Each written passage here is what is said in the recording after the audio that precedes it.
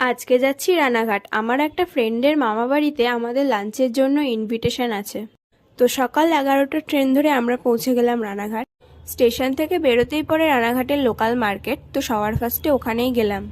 তারপর ওই মার্কেটের ভেতরেই গেলাম একটা ব্যাগের দোকানে। সেখানে বেশ কিছু ব্যাগ দেখলাম, বাট কালেকশন আমাদের খুব একটা ভালো লাগেনি।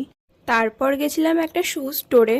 আমাদের অ্যাকচুয়ালি দরকার ছিল রেগুলার বেসিসে পরার জন্য শুজ, বাট আমরা সেরকম কিছু পাচ্ছিলাম না।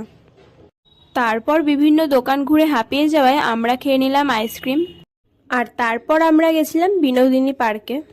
বিনোদিনী পার্কে টিকিট প্রাইস হচ্ছে 20 টাকা। তো টিকিট কেটে আমরা ভেতরে চলে গেলাম। পার্কটা ছোটোখাটোর মধ্যে বেশ সুন্দর করেই সাজানো। চলো পার্কটার একটা ভিউ শেয়ার করি তোমাদের সাথে।